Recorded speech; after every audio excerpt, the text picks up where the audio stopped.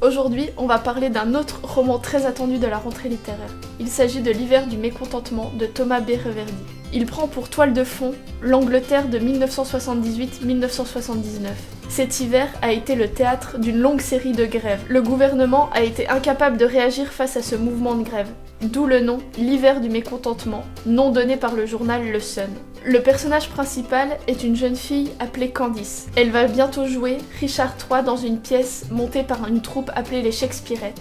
Cet hiver va être déterminant pour elle. Avec ce rôle, elle va réfléchir au pouvoir et à toutes les institutions de pouvoir dans le gouvernement.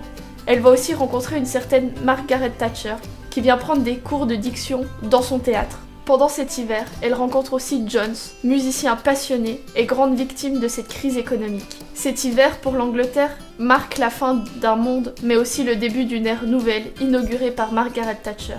Ce roman est très bon. Sur le fond d'une Angleterre en pleine crise économique, Reverdy parvient à tisser des destins individuels, mais aussi des réflexions sur le pouvoir et sur l'histoire. Les personnages sont touchants, ils ont un caractère très prononcé.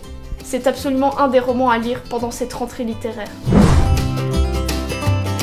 Si tu as aimé ce conseil lecture, n'hésite pas à laisser un petit pouce bleu ou à partager à tous tes amis lecteurs. Je te retrouve demain pour un nouveau conseil lecture. Bisous!